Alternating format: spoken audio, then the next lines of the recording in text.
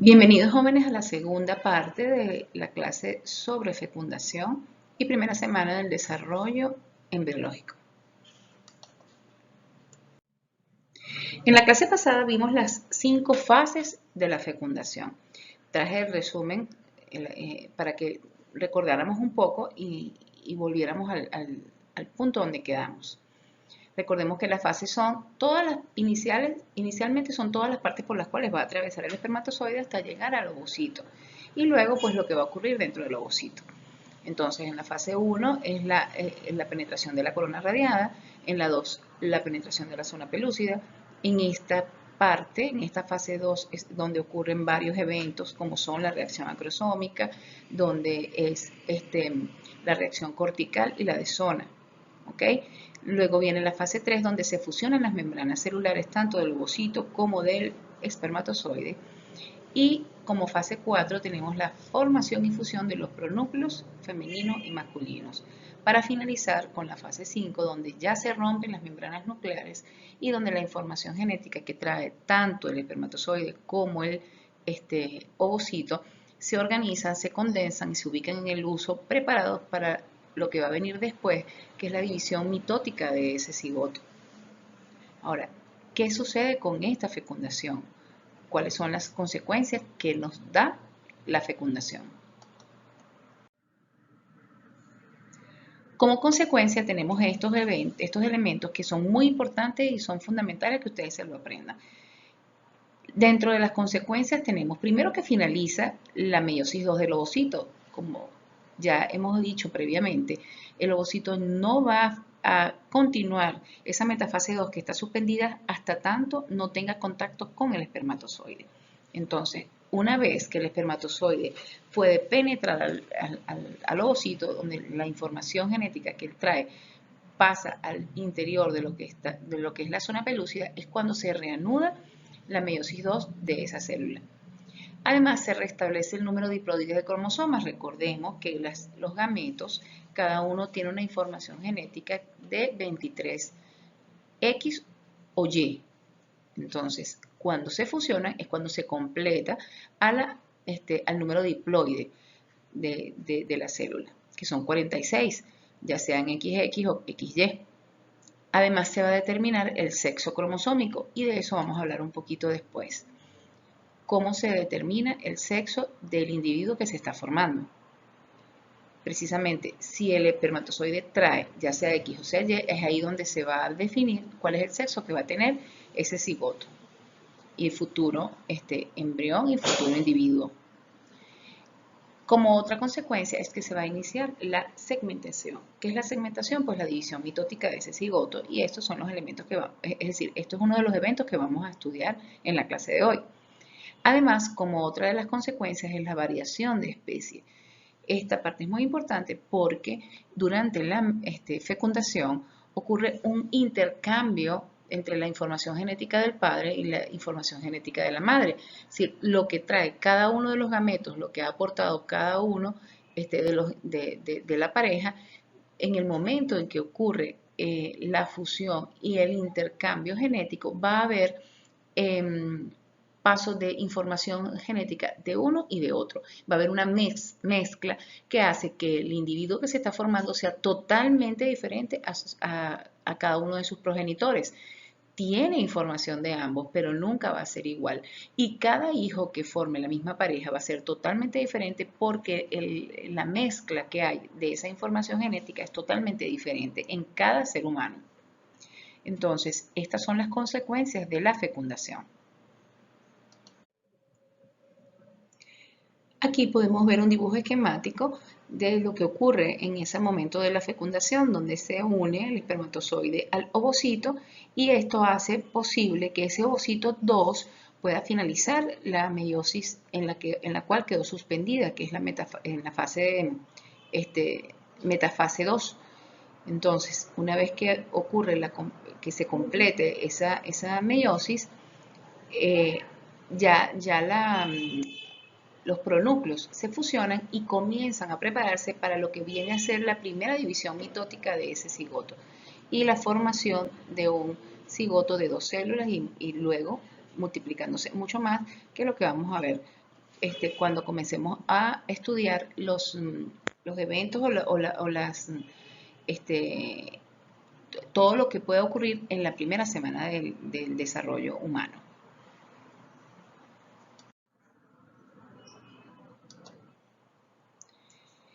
Este dibujo esquemático es para profundizar sobre esa consecuencia de la fecundación de la que hablábamos, que era el determinar el sexo cromosómico. Y esa es una pregunta muy, muy común en todas las parejas y en el público en general, que siempre pregunta cómo se determina el sexo de un hijo. Sí, sobre todo yo que soy ginecostetra, pues muchos padres vienen y acuden diciéndome si ellos pueden escoger el sexo del hijo. Y bueno, lo primero que hay que saber es quién define el sexo, es decir, cómo ocurre cómo se determina el sexo en el individuo que se está formando. Entonces, aquí tenemos un recordatorio de lo que ustedes vieron en gametogénesis. Tenemos el ovocito, es decir, tenemos primero la célula de la mujer que al dividirse va a formar dos de los ovocitos donde cada uno de ellos va a aportar 23 cromosomas, de los cuales son 23 autosómicos y un cromosoma sexual, que es el cromosoma X, porque recordemos que todas las células femeninas tienen una información, un cariotipo que es 46XX. Por lo tanto, en la división, en la formación del ovocito, queda entonces dos células separadas con información haploide, que son 23 cromosomas, y de esos 23, el cromosoma sexual siempre va a ser X, porque como les decía, todas nuestras células tienen como cromosomas sexuales 2X. Ahora, en el caso del hombre es donde hay una variación, porque el hombre, sus cromosomas sexuales son XY. Por lo tanto, en la espermatogénesis, cuando se están formando los espermatozoides, todos quedan con información haploide, pero algunos quedarán con un cromosoma sexual X y otros con cromosoma sexual Y. Entonces, dependiendo de la información que traiga el espermatozoide que va a fecundar al ovocito, es que se define el sexo del individuo que se está formando. ¿Ok? Entonces, el sexo en realidad es definida por la información genética que trae el espermatozoide. Es decir, el varón es el que define el sexo. Sin embargo, la mujer también tiene cierta manera de influir el espermatozoide que va a fecundar al ovocito. Es decir, la mujer no va a definir el sexo en el momento ya de la fecundación, pero sí puede ocurrir y se ha podido evidenciar desde el punto de vista clínico que las condiciones que tiene el aparato reproductor femenino pueden de alguna manera favorecer que permanezcan más tiempo vivos los espermatozoides con carga X o con carga Y. Sí, dependiendo del nivel de acidez, dependiendo de muchas de las condiciones intrínsecas del aparato reproductor femenino, pudiera ser que haya más posibilidades de permanecer vivos un espermatozoide con carga X o con carga Y, dependiendo de la mujer. Entonces, de alguna manera, la mujer también ofrece un medio que puede de alguna forma definir cuáles son los espermatozoides que van a fecundar. Es por eso que, por ejemplo, ustedes pueden observar parejas que tienen puras hijas hembras o parejas que tienen puros hijos varones, a pesar de que han hecho varios intentos, no hay forma de que tengan el sexo opuesto. Y eso se podría explicar de esa manera. No significa que el hombre tenga solo espermatozoides X o espermatozoides Y, sino que muy probablemente no todos sobreviven en el medio que le aporta la mujer en su aparato reproductor femenino. Pero en definitiva, el que define el sexo genético, el sexo cromosómico, el género del individuo que se está formando, es la carga genética del espermatozoide que logra fecundar el ovocito. Entonces, si lo fecunda un espermatozoide con carga genética X, va a formar un individuo, se va a formar un individuo con un cariotipo con dos cromosomas X como cromosomas sexuales. Por lo tanto, va a ser una niña. Mientras que si es un espermatozoide con carga cromosómica Y, se va a formar un individuo con un cariotipo con 2 cromosomas sexuales que son XY, por lo tanto será varón. Esto, por supuesto, hablando del sexo cromosómico o sexo genético. No estamos hablando de su sexualidad posterior al nacimiento, ¿ok?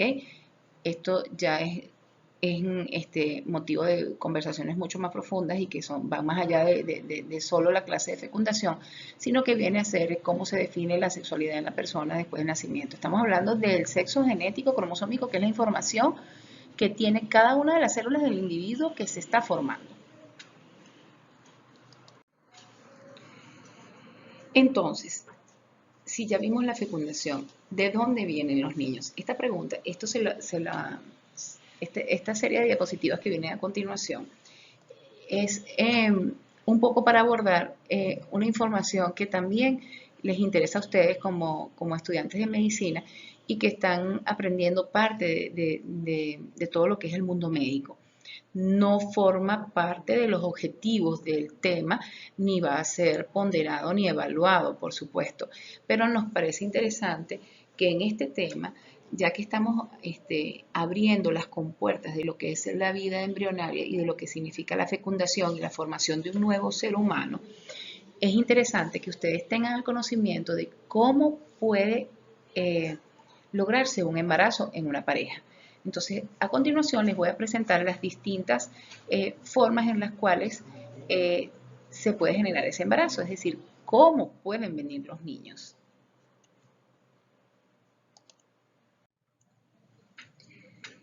¿De dónde vienen los niños? Definitivamente, pues, por más que cuenten de la cigüeña, no es precisamente de la cigüeña de donde vienen. Tenemos varias formas o varias posibilidades de que una pareja pueda lograr o que una mujer pueda lograr un embarazo. ¿Ok? Tenemos la natural, que es el coito fecundante, la relación sexual donde puede ocurrir el depósito pues, del semen en la vagina de la mujer durante el coito.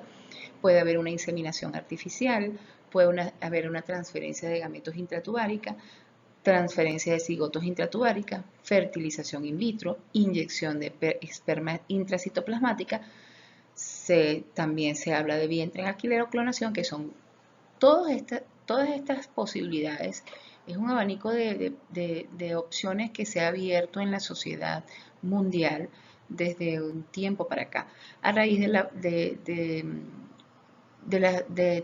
todas las posibilidades que se abrieron cuando se pudo manipular de alguna manera la posibilidad de tomar un espermatozoide y un ovocito y lograr un embarazo no solo de la manera natural, sino de alguna forma facilitando o obviando varios de los pasos que ocurren de la manera natural. Entonces, la parte ética y moral con respecto a cada uno de estos elementos es algo de lo cual debemos nosotros formarnos y fortalecer para saber cuál de estos elementos o cuál de estas opciones son morales, son éticas y son idóneas para nuestra formación y nuestro ejercicio como médicos. Pero sí es importante que ustedes sepan que existen y más o menos tengan una idea de cómo funcionan. La primera, que es el natural o coito fecundante, creo que no necesita mucha explicación. Es sencillamente una relación sexual en la cual la mujer en periodo ovulatorio tiene sexo con varón, el cual eyacula y su esperma pues tiene la posibilidad de liberar todos esos espermatozoides que van a ir a tener contacto con el ovocito. Es decir, eso no tiene mucha explicación que ya no sepan ustedes. Ahora comenzamos con los métodos artificiales. Uno de los más sencillos luego del coito, es decir, el primero de los métodos artificiales es la inseminación artificial. ¿En qué consiste la inseminación artificial? Consiste en tomar el semen del varón, prepararlo y introducirlo de manera artificial, es decir, no a través del coito, sino a través de aparatos especializados para eso, en cánulas particulares, y colocarlo, ya sea, puede ser en vagina o en el cuello o ya interno dentro de la cavidad uterina. ¿Ok? Aquí cuando dice para la IIU es la inseminación intrauterina, es decir, para la colocación de los espermatozoides dentro del útero. Esto lo que hace es obviar todo el camino que deben recorrer los espermatozoides de manera natural, es decir, desde la vagina, atravesar el cuello e ir por la cavidad uterina hasta el fondo. Es decir, colocando esa cánula se obvian todos esos pasos y se liberan directamente los espermatozoides en el fondo uterino de tal manera de que se facilite el paso. Simplemente ellos lo que van a tener es que recorrer desde el fondo uterino hacia las trompas en la búsqueda del ovocito. ¿Ok? Y además puede ocurrir que se haga un lavado de ese esperma y escoger los mejores espermatozoides para que tengan la mayor de las posibilidades para una fecundación exitosa. Sí, este es uno de los primeros pasos de los mecanismos artificiales que existen actualmente en la ayuda de la fertilidad de las parejas. Entonces, esta se llama inseminación artificial. Puede haber una transferencia de gametos intratubárica, es decir, que en lugar de colocarlos en la cavidad uterina, se colocan directamente en la trompa de falopio, pero se colocan los espermatozoides y los ovocitos obtenidos por una estimulación a la ovulación de la mujer, se colocan ambos de una vez acá. Es decir, esos están ya están externas a la mujer, se tomaron los ovocitos, se tomaron los espermatozoides, se colocan en un medio específico, pero con una burbuja de tal manera de que no haya contacto entre ellos y no haya fecundación, sino que la fecundación ocurra dentro de la trompa. Entonces, como les dije, estamos viendo los distintos procedimientos increciendo, es decir, creciendo en complejidad. Primero la inseminación, que es lo más sencillo, luego esto, que son los mismos gametos, pero ambos se colocan en la trompa uterina.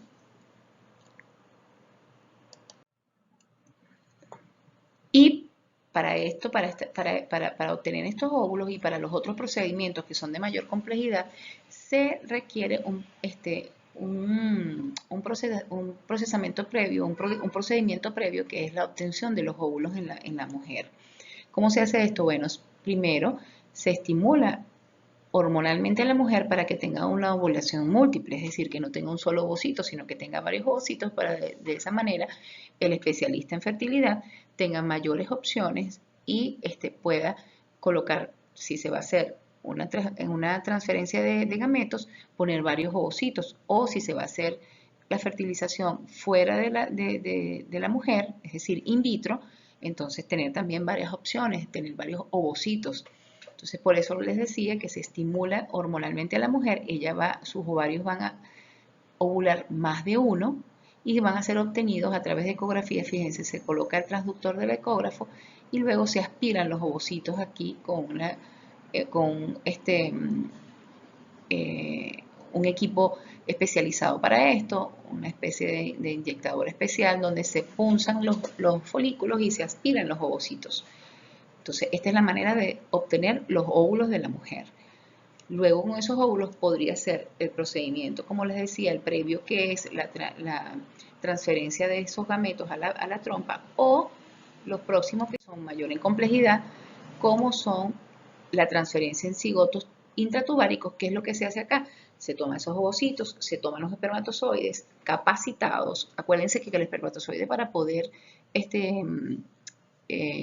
fecundar, tiene que sufrir la capacitación. En este caso, como es un procedimiento artificial, la capacitación no va a ser dentro del aparato reproductor femenino, sino en cápsulas de Petri, en medios especiales de cultivo, donde además de haber escogido los mejores espermatozoides, pues se les someten a ciertos procedimientos para que cumplan la capacitación.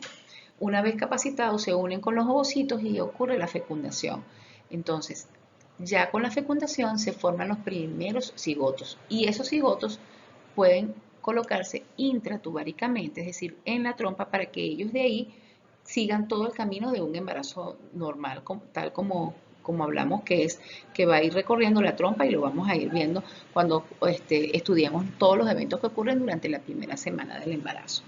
Entonces, como les decía, vamos creciendo en complejidad. Primero la inseminación, donde solamente se coloca el semen dentro de la mujer.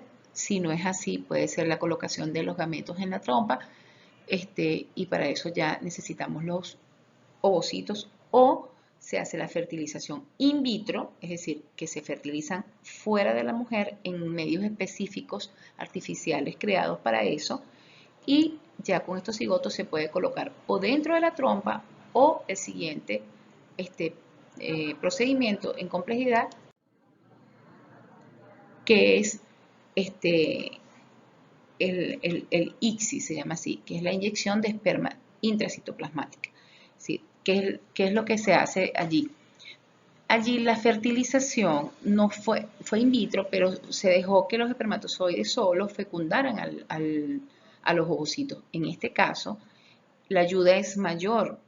La ayuda es el especialista en fertilidad, él mismo es quien va a hacer que el espermatozoide penetre al ovocito. Eso se llama inyección de esperma intracitoplasmática, por eso se llama ICSI. Entonces, como les decía, tenemos en un medio de los espermatozoides, tenemos el ovocito, se coloca en un cultivo y se le hace este procedimiento de colocar que el espermatozoide penetre al ovocito, pero de manera artificial, guiado por el especialista en fertilidad. Ya lo vamos a ver cómo se observa.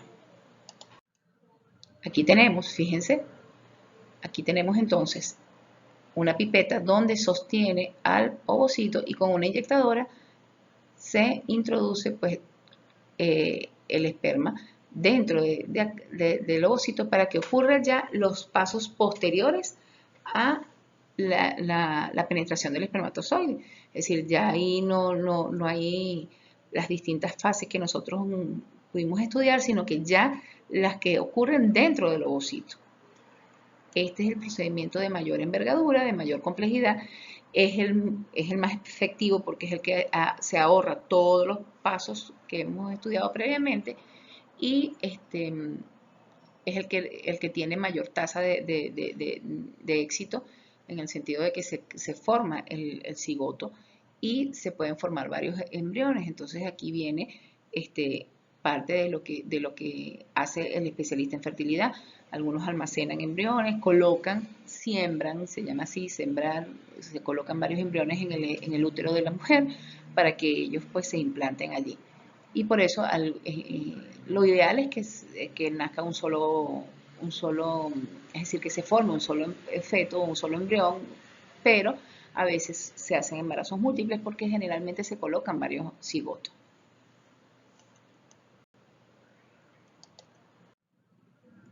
Entonces, bueno, ya vimos anteriormente las posibilidades que existen, y de hecho si quieren profundizar un poco más en sus textos de embriología, pueden también leer un poco sobre eso, que es bastante interesante. Y bueno, ahí es donde tendríamos también que afianzar la parte ética y moral de cada uno de nosotros como futuros especialistas en el área médica. Y bueno, también saber que todo esto tiene un componente moral bastante grande, que tenemos que manejarlo para poder tomar las decisiones idóneas como personal de salud. Comenzamos entonces con el estudio de lo que es el desarrollo del ser humano. Ya vimos lo que es la fecundación. De aquí en adelante vamos a ver qué pasa una vez que ocurre la fecundación, una vez que ese espermatozoide se introduce dentro del ovocito, qué va a suceder de ahí en adelante hasta que ocurra el nacimiento y hasta después. ¿Qué pasa con él? ¿Qué pasa con el ser humano? El desarrollo del ser humano está dividido en partes. Está una parte inicial, que es el periodo prenatal. ¿Qué significa periodo prenatal? Es todo lo que ocurre dentro del útero de la mujer antes de que nazca el feto, antes de que nazca ese bebé. Y ese periodo prenatal se divide en tres partes. Uno, que es el periodo preembrionario, que va de la primera a la tercera semana, que son precisamente los eventos que vamos a estudiar nosotros en esta clase conmigo. Luego viene el periodo embrionario como tal, que va desde la cuarta a la octava semana y que es donde se forman prácticamente todos los órganos de ese embrión.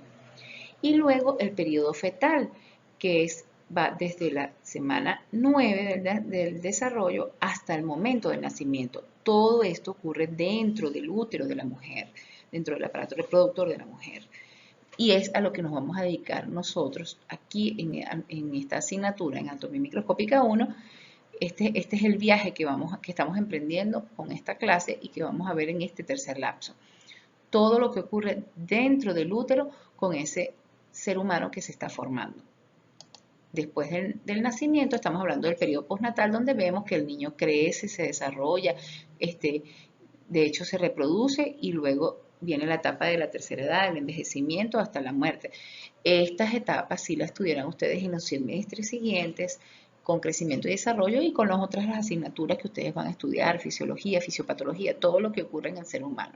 Nosotros nos vamos a orientar en esta asignatura solo en el estudio del periodo prenatal, y de manera global y general, porque el semestre que viene con anatomía microscópica 2 vamos a ser un poco más específico, y cada aparato o sistema que estudiemos vamos también a profundizar en lo que significa el desarrollo embrionario de ese aparato y sistema. Pero en anatomía microscópica 1 solamente vemos en forma global los eventos que van ocurriendo en estas tres etapas: en el periodo preembrionario, en el embrionario y en el fetal. Comenzamos con la primera semana del desarrollo de ese periodo preembrionario, y vamos a ver que ocurren varios eventos. Los vamos a ir estudiando todos y cada uno en forma detallada, pero como abreboca tenemos que nombrar los cambios que ocurren durante esa primera semana. Lo que vamos a ver que ocurre en las primeras de cambio es que ocurre una segmentación, que es la formación de blastómeras.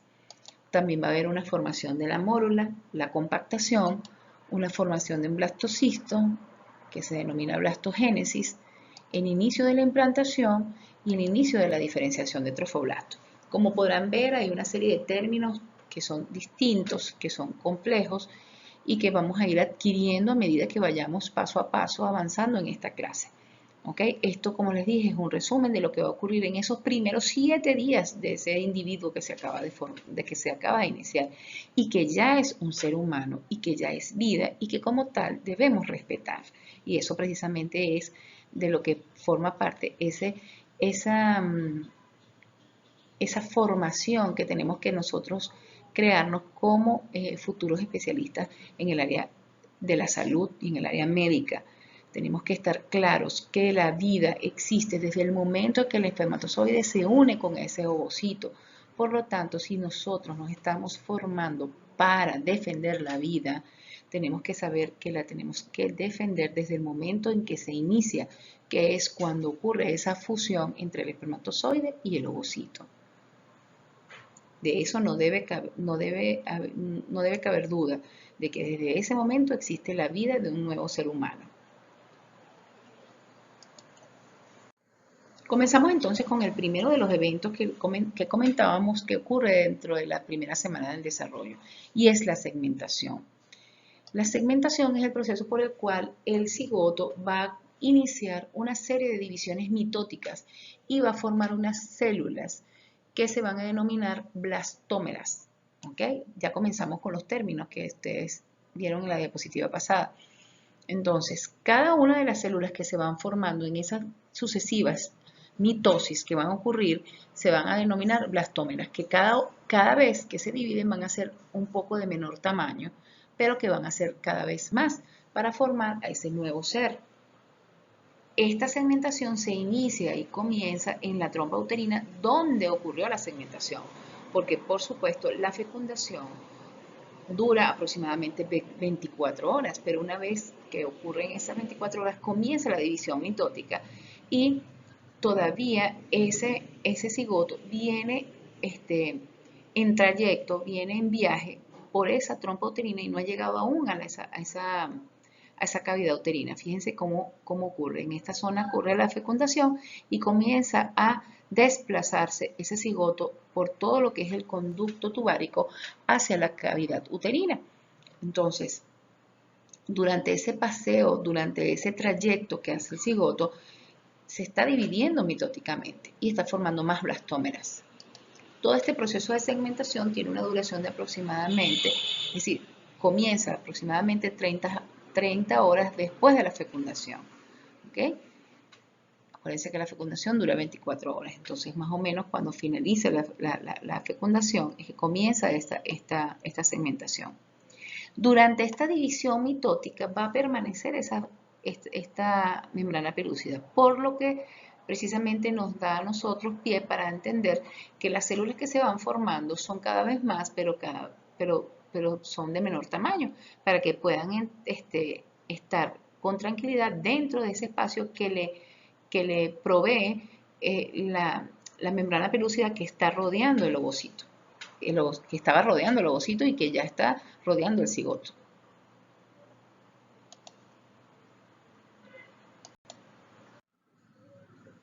Entonces, observamos cómo el embrión se va dividiendo y va originando duplicación de la célula en blastómeras, es decir, que su crecimiento es exponencial.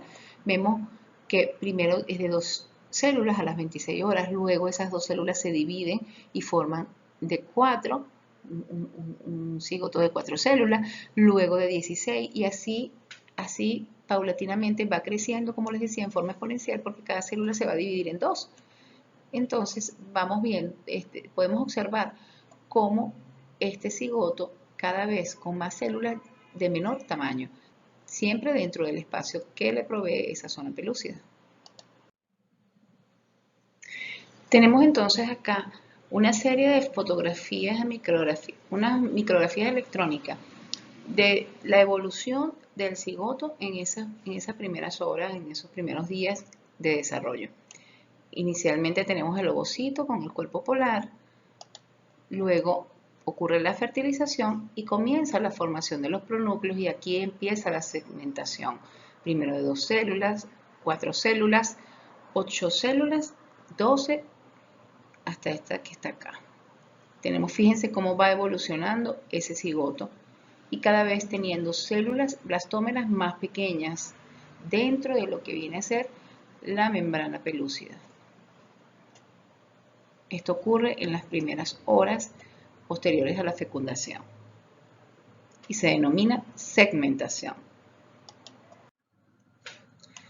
Ahora, ¿qué se va a formar? Una vez que se forman entre las 12 y las 16 blastómeras, ya el cigoto recibe un nombre que es mórula. ¿Por qué mórula? Porque parece, fíjense cómo se observa, parece una mora. ¿Sí? Son las distintas blastómeras muy cercas unas de otras que le dan este aspecto propio al fruto de la mora. Y por eso se denomina así. Más o menos ocurre entre el tercer y cuarto día. Y tenemos entre 12 y 16 blastómeras. Todavía no ha entrado al útero, va en el recorrido del conducto tubárico, es decir, en la trompa.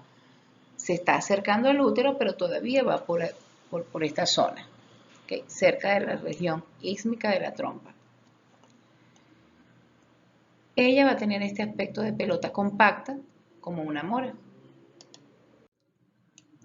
Fíjense cómo se observa acá. Y además va a ocurrir un proceso en ella, en esta mórula, que es el proceso de compactación. Ese era otro de los eventos que ocurren en esa primera semana del desarrollo. Una vez que comienza la segmentación y la división mitótica de todas esas células y se hacen cada vez más pequeñas, como están dentro de la zona pelúcida, ellas se van compactando, van quedando muy, muy unidas unas con otras. Pero además se van a diferenciar 2 zonas particulares de esa mórula. Una zona donde las células se ubican hacia un extremo y se unen mucho entre sí y forman la masa interna, y otra que está un poquito más periférica y es la que se denomina masa externa. Esto dentro del proceso de compactación. Tenemos que una vez que ocurre ese proceso de compactación donde está la masa interna, comienza a entrarle líquido a esa mórula y va a dividir a la masa interna de la masa externa y se van a diferenciar zonas específicas dentro de esa mórula que ya va a tener un nombre distinto, ya no se va a llamar mórula porque una vez que le entra el líquido y se forma una cavidad interna, ya va a recibir el nombre de blastocisto. y por eso hablamos de la formación del blastocisto, que ocurre más o menos en el 5.º día posterior a la fecundación, donde ya le ha entrado ese líquido a la mórula y la compactación que había ocurrido entre ellas divide a las células en una zona que se va hacia un extremo, que va a ser la masa interna, y otra que se va ubicando más en la periferia, en todo lo que es rodeando esa mórula, y con ese líquido que va entrando se va ubicando en una cavidad interna y ya cambia de nombre a blastocisto. Entonces, esa cavidad que queda dentro, llena de líquido, se va a denominar blastocele. Y esa masa interna se va a ubicar en uno de los extremos de esa estructura, de ese blastocisto, y ese se le denominará polo embrionario. ¿Por qué? Porque esa masa interna va a formar lo que se denomina el embrioblasto. Significa que esas células son las que van a dar origen a lo que va a ser el embrión en el futuro. Mientras que la masa externa va a quedar periférica, formando la pared de este blastocisto. ¿Ok? Y es lo que a futuro va a formar el trofoblasto, que también es un término nuevo y es lo que vamos a estudiar en la siguiente semana, que va a formar a futuro lo que sería la placenta. Pero en este momento se denomina trofoblasto y va a estar formada por estas células que se ubican periféricamente en el blastocisto. En ese momento va a desaparecer, luego del 5.º, 6.º día, va a desaparecer la zona pelúcida. Fíjense cómo se observa acá la parte externa, que es el trofoblasto, y la parte de la masa interna ubicada hacia un extremo, que constituye el embrioblasto. Aquí también lo vemos, y aquí en la micrografía electrónica. Entonces, ¿qué ocurre en los cambios? ¿Qué cambios morfológicos ocurren en ese cigoto?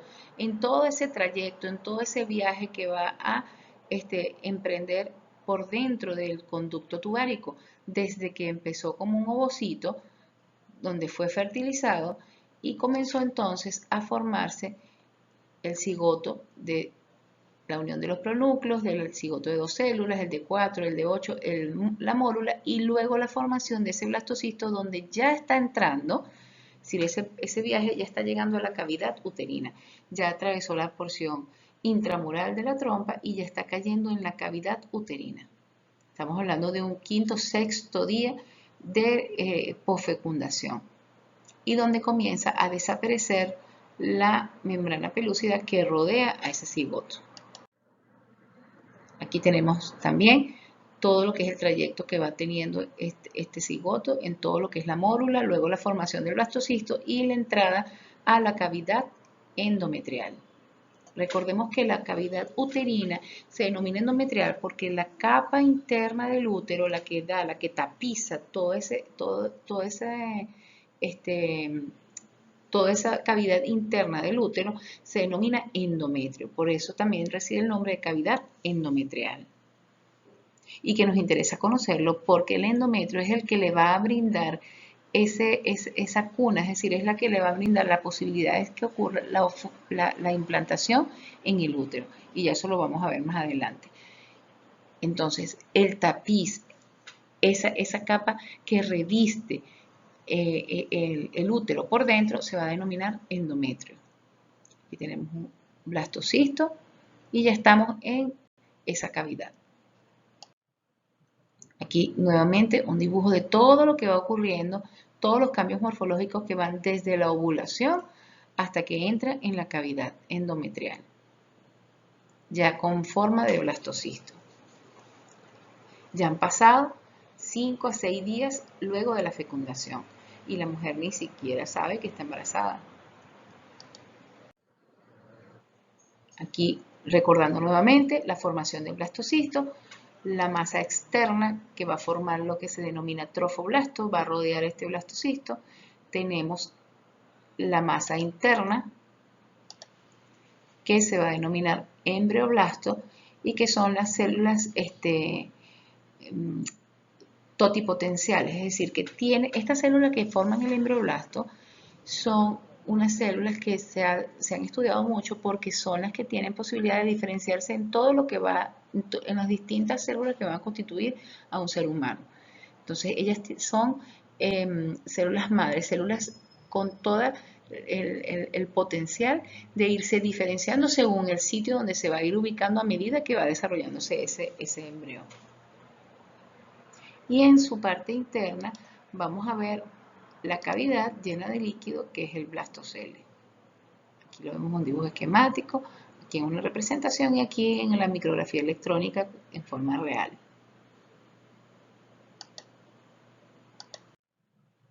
Ahora, ya en el sexto día dentro de la cavidad uterina, ya acuérdense que pasó por toda la trompa y cayó en la cavidad uterina, en ese momento comienza la desaparición de lo que es la membrana pelúcida, también denominado eclosión. Ese término sobre todo usado en otras especies, pero que también puede ser usado con nosotros, aunque la desaparición de la membrana pelúcida en muchas oportunidades se describe como algo paulatino, en otros pues hablan de una eclosión donde se hace una ruptura y una liberación del blastocisto, fíjense cómo se observa en esta micrografía electrónica, y un crecimiento rápido de este blastocisto. Recordemos que de alguna manera él estaba como un poco detenido por la presencia de esa membrana pelúcida. Aquí vemos el trayecto desde la mórula, blastocisto y ya aquí la eclosión. Y donde nos vamos ubicando dentro de la cavidad uterina ya se está acercando a lo que viene a ser el endometrio, que es esa capa que tapiza la cavidad. Y aquí ya en este dibujo vemos que comienza la implantación, que es lo que vamos a estudiar más adelante. Comienza precisamente luego del sexto día el proceso de implantación. ¿Qué es la implantación? Es cuando ese embrión, ese cigoto, se introduce, se siembra, se introduce dentro de la cavidad, dentro del endometrio, de la capa esa que yo les decía que era importante que la conociéramos porque es la capa que reviste el útero y que le brinda todas las condiciones necesarias para el desarrollo de ese cigoto. Entonces, lejos de lo que mucha gente erróneamente piensa, que el feto, el embrión llega dentro del útero y queda suspendido dentro del útero, no es así. Es decir, el cigoto en las primeras etapas, a partir del día 6, él se introduce dentro de la propia pared uterina y es allí donde se va a desarrollar. Claro, luego almacena líquido y va a estar dentro de una bolsa que la vamos a ir viendo más adelante cómo se denomina, pero eso primero pasó por un introducirse dentro de la pared endometrial del útero.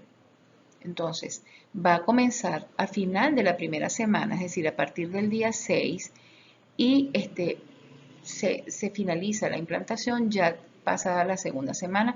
Luego lo vamos a ir estudiando, pero fíjense este dibujo esquemático donde se ve todo el cambio y cuando llega a la cavidad uterina, él se coloca ese embrión dentro del endometrio y comienza a introducirse lentamente hasta que quede totalmente cubierto y queda totalmente inmerso en esa cavidad endometrial o esa cavidad, es decir, en ese endometrio que reviste la cavidad uterina.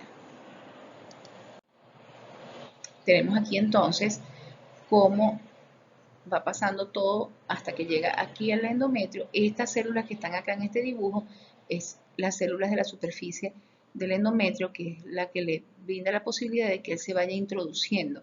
Y existe, para que ocurra la implantación, se ha estudiado que es a raíz de una acción conjunta tanto del endometrio como de esa capa trofoblástica que forma el blastocisto. Es decir, hay unos mediadores, una sustancia que secretan tanto las células endometriales como las células del blastocisto que hacen que haya adherencia entre ellas, que haya primero como una afinidad de la célula endometrial hacia el cigoto y además que el cigoto pueda adherirse para comenzar a horadar o a buscarse espacio entre las células endometriales para introducirse dentro del propio endometrio. Entonces fíjense que hay selectinas, hay integrinas, mediadores de adhesión que hacen que se adhiera, se pegue, se fusione el cigoto al endometrio. Entonces, la implantación ocurre normalmente, estamos dentro de la cavidad uterina, ¿verdad? Pero la cavidad uterina, comparado al tamaño de la cavidad uterina, que les decía que más o menos tenía el tamaño de un puño de la mujer, es decir, que tiene 7 centímetros por 5, es un tamaño bastante grande y le ofrece una infinidad de sitios donde se puede implantar ese cigoto que apenas es del tamaño de unas cuantas células, ¿ok? Pero hay un sitio donde se considera normal. Normalmente la implantación debe ocurrir en el endometrio, por supuesto, en la cara endometrial del útero. Puede ser, generalmente es más común en la pared posterior, es lo más común, pero también es normal en la cara anterior. Pero estamos hablando cara anterior o posterior de la cavidad endometrial, ¿ok? Cerca del fondo. Si ocurre en otro sitio, puede haber problemas, que también lo vamos a ver, a pesar de que no es de motivo de evaluación, pero sí es interesante que ustedes conozcan y sepan qué significa que el embrión se implante en un sitio donde no le corresponde. Entonces, fíjense este dibujo esquemático donde viene el blastocisto, se cae en esa cavidad endometrial, en ese endometrio, en ese tejido que está en la mucosa, esta mucosa uterina. Fíjense que tiene glándulas, ¿ok? Se introduce, tiene criptas, tiene unas glándulas que producen moco y que son los que le van a brindar esa nutrición a ese cigoto, es la primera nutrición que recibe. Y estas células todas se han modificado de tal manera de brindarle una gran hospitalidad a ese cigoto. Entonces, el blastocisto cae en ese endometrio y se fusiona y comienza a, como les decía, a horadar o a abrirse paso, a romper ese tejido para meterse, introducirse y sembrarse dentro del endometrio. Entonces aquí está llegando este blastocisto y aquí comienza la fusión por esas integrinas de las que nosotros estábamos hablando con estas células. Entonces, y aquí tenemos la micrografía electrónica del blastocisto ya tratándose de abrir paso en esa superficie endometrial.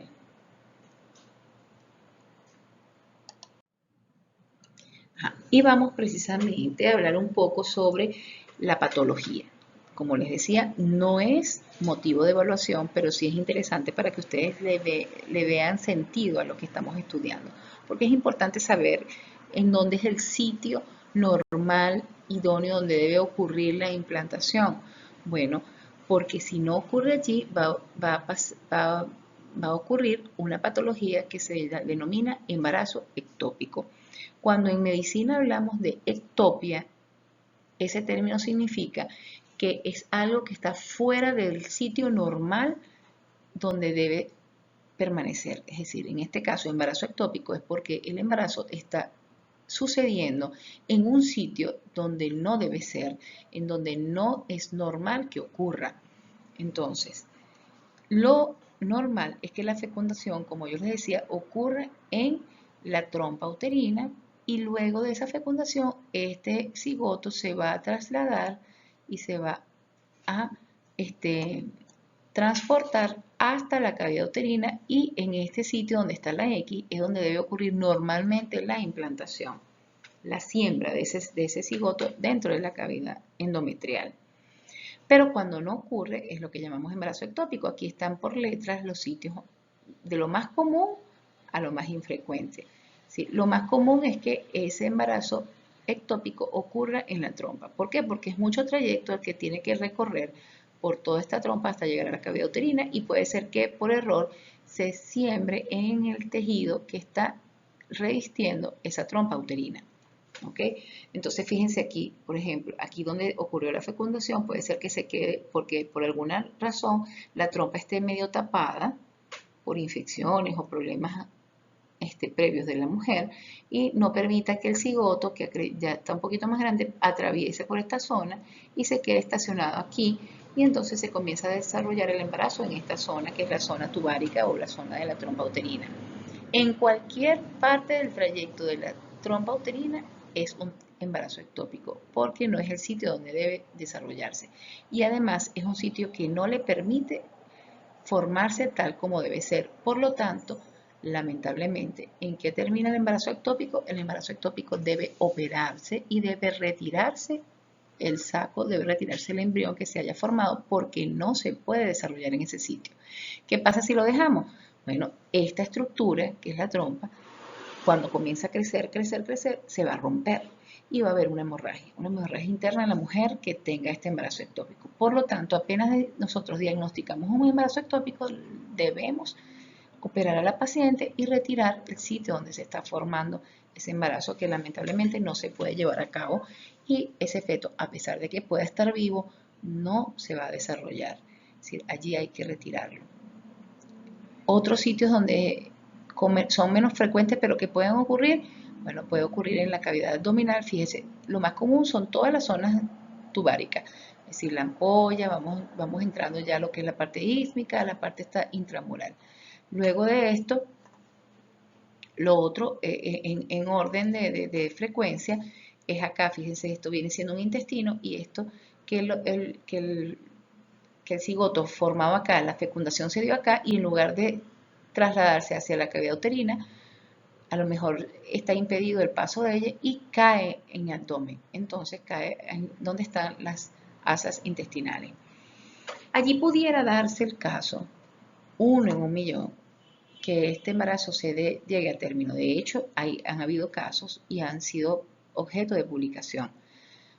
Son casos muy extremos donde el embarazo se dio y se llevó a término en la cavidad abdominal, pero corre mucho peligro no solamente el feto, sino la mujer también. Y cuando la mujer llega al momento, pues hay que hacer una cesárea y hay que hacer una serie de tratamientos posteriores tratando de preservar la vida de la mujer.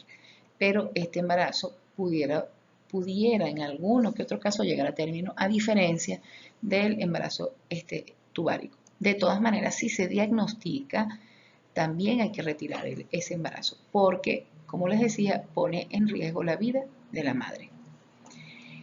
Con ubicaciones es decir, menos frecuentes están el ovárico, es decir, que el cigoto haya caído y se haya adherido a la superficie ovárica y se dé el embarazo acá, que tampoco es factible y también hay que retirarlo.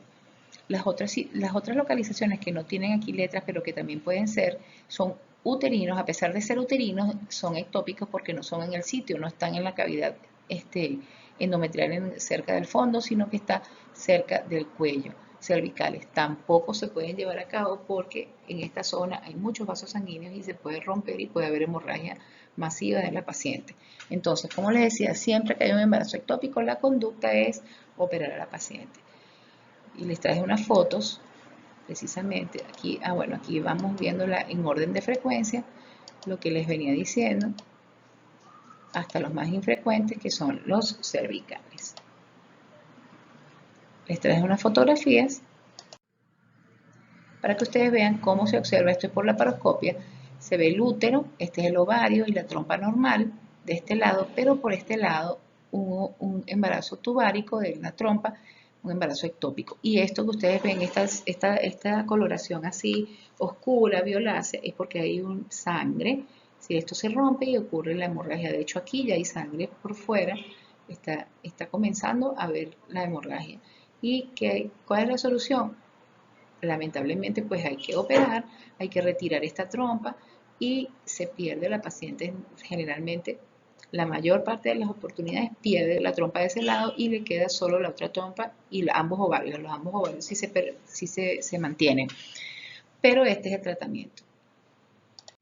Aquí les traje una foto de una operación que hice cuando estaba en mi formación de posgrado y este es un embarazo ectópico. Fíjense, aquí estamos operando a la paciente y aquí está la cavidad donde se está formando el embrión. Fíjense, aquí se ve internamente, este es un embrión, en ese momento tendría de más o menos unas 7 semanas de embarazo.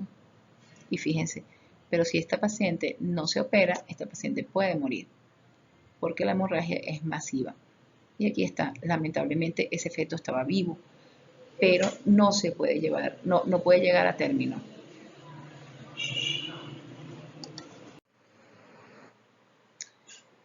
Tenemos entonces, una vez que explicamos todo lo referente al embarazo ectópico, volvemos a nuestro tema, pues que es la implantación. La implantación entonces, como les explicaba, comienza a ocurrir a partir del día 6, cuando ese blastocisto llega a la cavidad uterina y pierde la membrana pelúcida, crece bruscamente y se adhiere a las capas endometriales, principalmente de la cara posterior del útero, pero también puede haber en la anterior o posterior, pero siempre cercano al fondo, es decir, hacia arriba, no hacia hacia el cuello. Entonces, en esos días comienza a adherirse y además a horadar, a buscar abrirse paso a través de las células endometriales, y para eso va a ocurrir algo dentro del mismo blastocisto, dentro de las células de la parte externa, que son las denominadas trofoblastos, y comienza la diferenciación de ese trofoblasto. El trofoblasto inicialmente pues era una sola capa de células que limitaban, que le daban límite a todo lo que era ese blastocisto, pero a medida que ya se va acercando a lo que viene a ser el endometrio, esas células se dividen, se multiplican y se van a diferenciar en dos tipos de células, unas llamadas citotrofoblasto y otra sincitio trofoblasto. El citotrofoblasto es el que está más cercano, es decir, la parte más interna, y son células que tienen división clara entre ellas, se denominan así citotrofoblasto, mientras que las externas, que se dividen rápidamente, no da chance a que haya una división completa de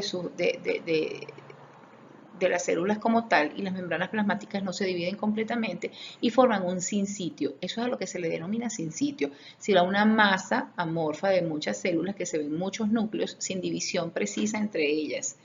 ¿Ok? Entonces, estas se denominan sinsitio trofoblasto y son las que van a estar del lado del endometrio, porque son las que van a tener la posibilidad de abrirse paso dentro del endometrio para que el cigoto, pues, para que el blastocisto se vaya introduciendo cada vez más. El blastocisto se ubica en el endometrio por el lado del polo embrionario. Fíjense que en todos los dibujos esquemáticos que les mostré, tenemos que está el blastocisto adherido al endometrio, pero esta zona, que es el embrioblasto, está hacia el lado donde va el endometrio, mientras que donde está la cavidad o el blastocele con el trofoblasto da hacia afuera. Siempre esta es la orientación en la que se va a introducir el blastocisto dentro del endometrio. Entonces, fíjense, del día 6-7, para que ocurra la implantación, va a ocurrir entonces la diferenciación de ese trofoblasto y que va a permitir que esas células que están en toda la parte externa del blastocisto se diferencien en una que es el cito y otra es el sincitio trofoblasto, y es el sincitio trofoblasto el que va a abrirse paso entre las células endometriales para que se introduzca todo ese blastocisto dentro del endometrio. En las primeras etapas, que es 6-7 días, que todavía estamos en la primera semana, se ve parte todavía del blastocisto fuera del endometrio, tal como lo vemos aquí en esta micrografía electrónica de barrido, que está teñida para ver la diferencia entre las células endometriales y lo que es el blastocisto como tal.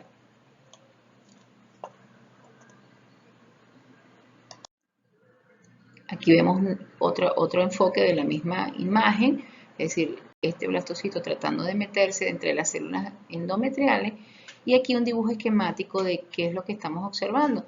Vemos el trofoblasto, el embrioblasto y el trofoblasto dividido en citotrofoblasto y sincitio, que como ven acá es una serie de células con núcleo pero con poca diferenciación o poca división intercelular, y que son los que van abriéndose paso, rompiendo a su paso y abriéndose para que él pueda quedar y pueda entrar en ese endometrio. Aquí otro dibujo esquemático, cómo van los pasos desde el blastocisto, la llegada del blastocisto hacia la superficie, la adherencia y luego la implantación, hasta que queda totalmente ya introducido dentro del endometrio, pero eso todavía no es la primera semana. Finalizando la primera semana es cuando estamos comenzando la implantación. Y es interesante saber que desde que ocurre la fertilización hasta que ocurre la implantación, se secretan muchas cosas dentro de este proceso que está ocurriendo. Es decir, tanto por las células trofoblásticas, pueden ir secretando cosas que se pueden detectar en los exámenes de laboratorio. Entonces, se los voy a explicar más adelante, pero para que tengan pendiente de que estas células, en este proceso de crecimiento y de división, ellas también van secretando mediadores que pueden ser detectados en exámenes de laboratorio y que de alguna manera nos pueden dar el diagnóstico de que una paciente está embarazada. Cuando se comienza a formar el trofoblasto, hay un marcador, que es el marcador temprano de embarazo, que no lo tenemos en todos los países, es decir, sobre todo se ve en los países desarrollados, que pudiera detectar el embarazo en los primeros días. En casi todo el mundo está difundido pruebas de embarazo que se pueden positivizar es a partir de la segunda semana del embarazo, que van a medir una hormona específica que la secreta el trofoblasto y que lo vamos a ver más adelante. Entonces tenemos la primera semana, el resumen de lo que ha ocurrido. 2 células, 4 células,